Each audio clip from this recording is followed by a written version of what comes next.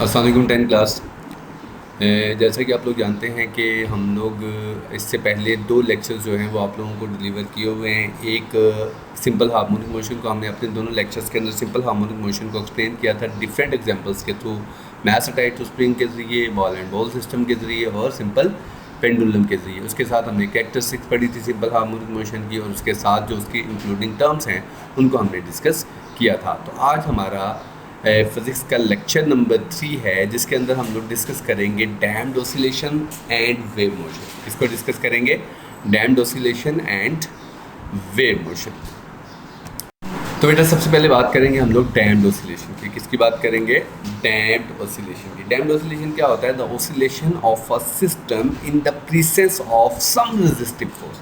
यानी कि अगर कोई बॉडी जो है, कोई भी बॉडी जो है वो वाइब्रेट करती रहे किसकी मौजूदगी में? In the presence of some resistive forces. और आप लोगों को पता है जब उस सिस्टम के अंदर रेजिस्टिव फोर्स होगी तो उस वाइब्रेटरी बॉडी की, यानी कि ये लेट्स सपोज ये वाइब्रेटरी बॉडी है, इस वाइब्रेटरी बॉडी का जो एम्पलीट्यूड है, एम्पलीट्यूड मैंने बताया हुआ आप लोगों को, मेन पोजीशन से वन साइड तक जो टोटल डिस्प्लेसमेंट है उसको हम लोग क्या कहते हैं? एम्पलीट्यूड कहते हैं। तो उस वाइब्रेटिंग बॉडी का जो एम्पलीट्यूड है वो इस रेजिस्टिव फोर्स की वजह से क्या होना शुरू हो जाएगा?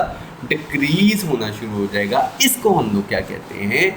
Damped oscillation. तो इसलिए आज से ऑसिलेशन की डेफिनेशन क्या करते हैं? The oscillation of a system in the presence of, यानी कि vibration of a body in the presence of some resistive force are called damped oscillation. यानी कि डैम्प्ड ऑसिलेशन बेसिकली होता है कि रेजिस्टिव फोर्स की वजह से जो बॉडी का एम्पलीट्यूड क्या हो जाए? डिक्रीज हो जाए, तो इसे हम लोग क्या कहते हैं? Damped oscillation. Is it clear? उसके बाद बात करेंगे दूसरा टॉपिक जो हमने डैम्प्ड ऑसिलेशन के साथ डिस्कस करना था, वो क्या है? Wave motion. क्या है? Wave motion. तो बेटा वेव मोशन को डिस्कस करूँ यहाँ पे मैं 2 एग्जांपल्स के थ्रू। किसके जरिए? 2 एग्जांपल्स के थ्रू। सबसे पहले फर्स्ट डायग्राम के अंदर आप लोगों को नज़र आ रहा है कि यहाँ पे क्या है? वाटर टब है। क्या? एक वाटर टब है। वाटर टब के अंदर क्या डाला हुआ है हमने? टब के अंदर क्या डाला हुआ है हमने? पानी है। टब के अंदर क्या है? पानी है। ठीक है, अगर हम लोग टब के अंदर पानी रख दें, अगर हम उस पानी को ना छिड़े, तो आप लोगों को पता है कि पानी टोटली क्या होता है? बिल्कुल रेस्ट में होता है, उसमें किसी किस्म की वेव प्रोड्यूस नहीं होती, यानी कि वो बिल्कुल रेस्ट पोजीशन में है। लेकिन अगर हम लोग क्या करते हैं कि एक पेंसिल लेते हैं, ये देखें पेंसिल लेते हैं और उसकी नोक को डिप करते हैं किसके अंदर? पानी के अंदर डिप करके उसको क्या करते हैं? ऊपर नीचे मूव करते हैं। जैसे ही ऊपर नीचे मूव करेंगे तो ऑटोमेटिकली उस वाटर के अंदर इस किस्म की वेव्स जो हैं वो प्रोड्यूस होना शुरू हो जाएंगी। तो इसका मतलब ये हुआ कि पेंसिल मारने से पहले पानी के अंदर किसी किस्म की वेव्स मौजूद नहीं थी, लेकिन जैसे ही मैंने क्या किया, पेंसिल को वाटर के अंदर डिप करके उसको ऊपर नीचे मूव किया, तो उसके अंदर ऑटोमेटिकली क्या होगी? वेव्स प्रोड्यूस हो गई। तो इसका मतलब ये हुआ कि ये जो वाटर है ये किसके तौर पे यूज़ हो रहा है? एज अ मीडियम यूज़ हो रहा है। तो इस मीडियम के अंदर जब तक कोई डिस्टर्बेंस नहीं थी, जब तक हमने कुछ भी उसको डिस्टर्ब नहीं किया था, तो वो रेस्ट में था। लेकिन जैसे ही पेंसिल के जरिए उस मीडियम के पार्टिकल को हमने क्या किया? डिस्टर्ब किया, तो पार्टिकल्स को डिस्टर्ब करने से क्या हुआ? उसके अंदर वेव्स प्रोड्यूस होना शुरू हो गई। Is it clear? तो देखिए जैसे ही मैंने पेंसिल को ऊपर नीचे मूव किया तो पानी का ये पार्टिकल क्या हुआ? डिस्टर्ब हुआ। पानी का जैसे ही ये पार्टिकल डिस्टर्ब हुआ तो ये क्या हुआ? इसके अंदर वेव प्रोड्यूस हो गई। तो इस पार्टिकल ने इस डिस्टर्बेंस को क्या किया? यानी कि ऐसे लग रहा है जैसे, एक बात याद रखिएगा कि ये डिस्टर्बेंस जब प्रोड्यूस होती है तो पानी के पार्टिकल्स जो हैं वो आगे मूव नहीं करते, बल्कि जो डिस्टर्बेंस इस पार्टिकल को प्रोड्यूस हुई है वो डिस्टर्बेंस अगले पार्टिकल को ट्रांसफ़र होती चली जाती है। और जैसे जैसे डिस्टर्बेंस आगे चलती जाएगी वैसे वैसे हर पार्टिकल क्या करेगा? अपनी पोजीशन पर ऊपर नीचे मूव करेगा। यानी कि पार्टिकल आगे की तरफ मूव नहीं करता, बल्कि क्या होता है? सिर्फ अपनी ही पोजीशन पर ऊपर नीचे क्या करेगा? वो मूव करेगा। इसको मैं एक्सप्लेन ऐसे करता हूँ। लेट्स सपोज अगर मैं यहाँ पर पानी के अंदर क्या रख देते हैं?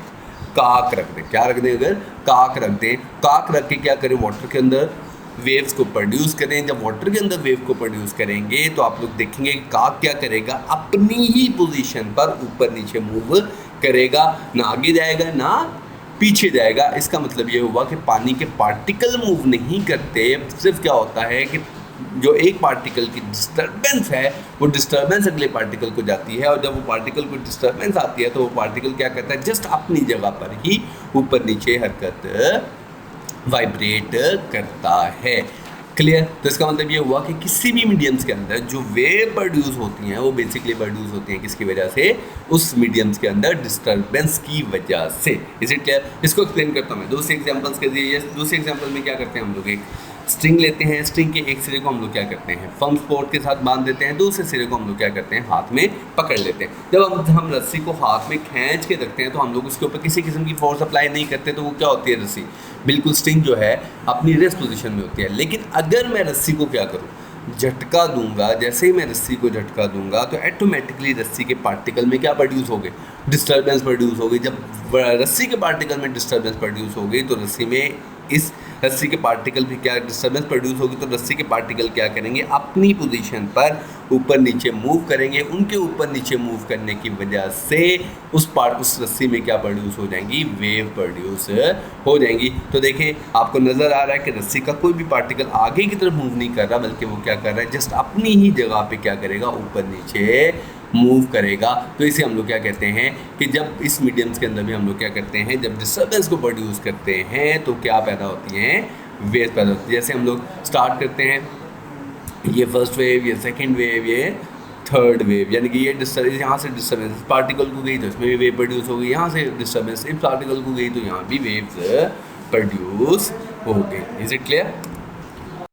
तो बेटा वेव की डेफिनेशन हम लोग क्या करेंगे, वेव इज अ डिस्टर्बेंस, यानी कि वेव बेसिकली क्या है, डिस्टर्बेंस है किसके अंदर, in the medium which causes the particle of the medium to undergo vibratory motion. जब हम लोग डिस्टर्बेंस प्रोड्यूस करते हैं तो वो डिस्टर्बेंस क्या करती है, पार्टिकल्स के अंदर वाइब्रेटरी मोशन को प्रोड्यूस करती है about their mean position in equal interval of time. तो वेव प्रोड्यूस होती है बेसिकली किसकी वजह से, डिस्टर्बेंस की वजह से, किसके अंदर, in the medium. Is it clear?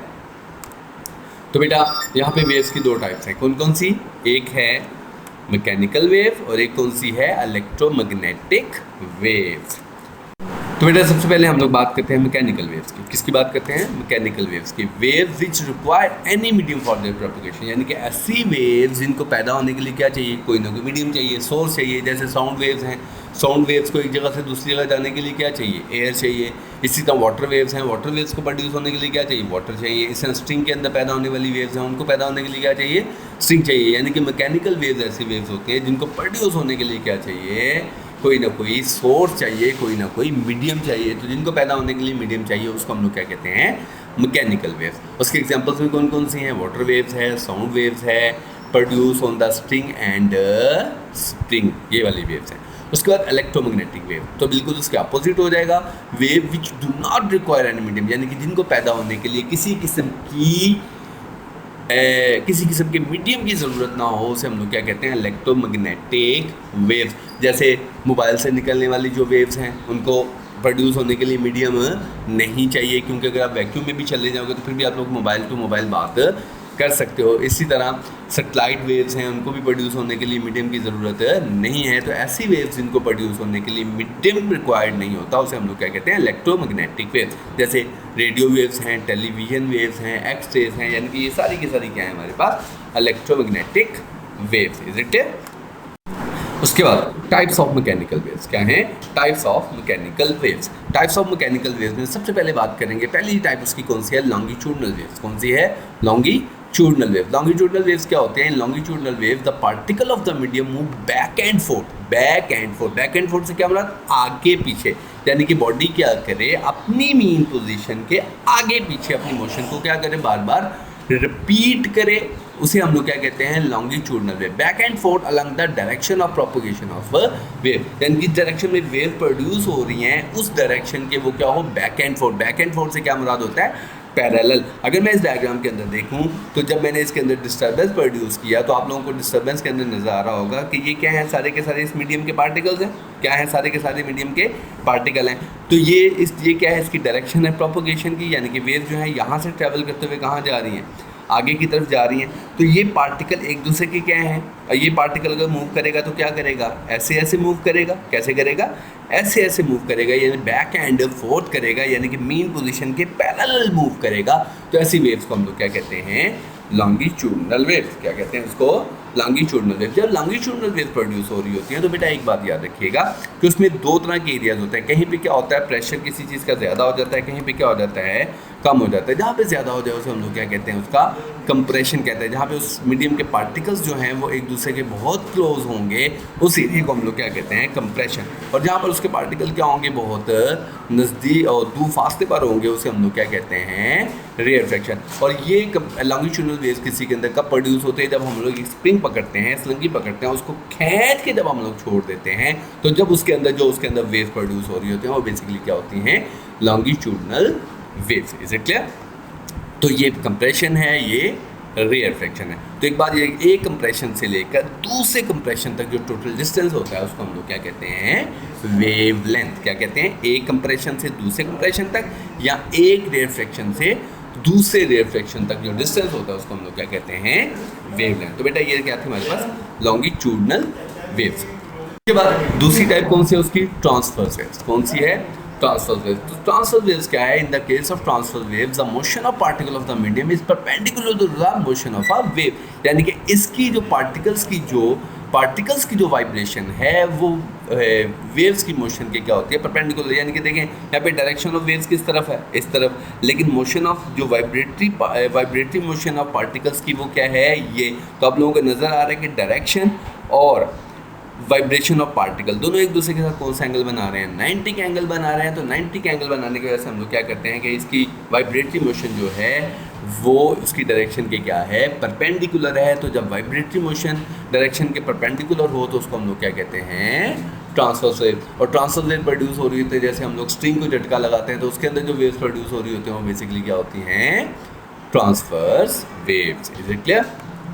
तो बेटा ट्रांसवर्स वेव्स के अंदर कुछ पार्ट हैं जिसमें कुछ हिस्सा क्रस्ट कहलाता है, कुछ हिस्सा ट्रफ कहलाता है, और एक है हमारे पास वेवलेंथ। सबसे पहले बात करता हूँ क्रस्ट की। क्रस्ट किसको कहते हैं, जब हमारे मीडियम्स के अंदर ट्रांसवर्स वेव प्रोड्यूस हो रही हों तो ऐसा हिस्सा जो क्या हो, मीन पोजीशन से हाईएस्ट पॉइंट पर हो, यानी कि ऊपर की तरफ हो, मीन पोजीशन से हाईएस्ट पॉइंट पर हो, तो उसे हम लोग क्या कहते हैं, क्रस्ट कहते हैं। तो क्रस्ट की डेफिनेशन क्या कहते हैं, the crest or the highest point of the particle of the medium from the mean position. और ट्रफ क्या होता है, मीन पोजीशन से लोएस्ट पॉइंट जो है, मीन पोजीशन से lowest point of particles of the medium from mean position is called trough. Is it clear? तो wavelength क्या है, the distance between two crest, the distance between two crest or two trough, आगे trough होगा, ठीक है। The distance between two crest or two trough is called wavelength. और इस wavelength को रिप्रेजेंट करते हैं हम लोग किसके साथ, बाया लैम्डा, बाया लैम्डा। Is it clear? ठीक है बेटा। ये उसके बाद यहाँ पे उन वेव्स को मैं यहाँ पे एक एग्जांपल आपके सामने शो कर रहा हूँ कि यहाँ पर हमारे पास एक ऐसा भी ऑब्जेक्ट होता है जिसके अंदर हम लोग दोनों तरह की वेव्स जो है वो प्रोड्यूस कर सकते हैं, ट्रांसवर्स वेव भी प्रोड्यूस कर सकते हैं और लॉन्गिट्यूडनल वेव्स भी प्रोड्यूस कर सकते हैं। और वो ऑब्जेक्ट क्या है, स्लंगी, जिसको आप लोग आमतौर पे स्प्रिंग कहते हैं। जब हम लोग स्प्रिंग को एक एंड को फर्म सपोर्ट के साथ बांध दें, दूसरे एंड को दोस्त अपने हाथ से पकड़ के झटका देंगे, तो उसके अंदर जो वेव प्रोड्यूस होंगी वो क्या होंगी, ट्रांसवर्स वेव। वो कौन सी होंगी, ट्रांसवर्स वेव। और अगर मैं उसी स्प्रिंग को क्या करूँ, खींच के छोड़ दूँ, तो फिर देन जो उसके अंदर वेव प्रोड्यूस होंगी वो कौन सी होंगी, लॉन्गिट्यूडनल वेव। तो इसका मतलब ये हुआ स्लंगी हमारे पास एक ऐसा ऑब्जेक्ट है जिसके अंदर दोनों तरह की वेव्स प्रोड्यूस हो सकती हैं, लॉन्गिट्यूडनल भी और ट्रांसवर्स वेव भी। तो बेटा आई होप सो कि आज आप लोगों ने डैम्प्ड ऑसिलेशन से लेकर damped oscillation, wave motion, wave की डेफिनेशन, टाइप्स ऑफ वेव्स, ठीक है, उसके बाद टाइप्स ऑफ मैकेनिकल वेव्स, और टाइप्स ऑफ मैकेनिकल वेव में transverse waves and longitudinal waves, इन चीज़ों को बहुत अच्छे तरीके से अंडरस्टैंड कर लिया होगा। इंशाल्लाह नेक्स्ट लेक्चर्स के अंदर हम लोग wave as carrier of energy and wave exchange को डिस्कस करेंगे। तो बेटा इन लेक्चर्स का व्यू जो है वो आप लोग व्हाट्सएप ग्रुप्स के अंदर दे सकते हैं। किसी बात की समझ ना आए तो आप लोग वहाँ से पूछ भी सकते हैं। इज इट क्लियर बेटा? Thank you.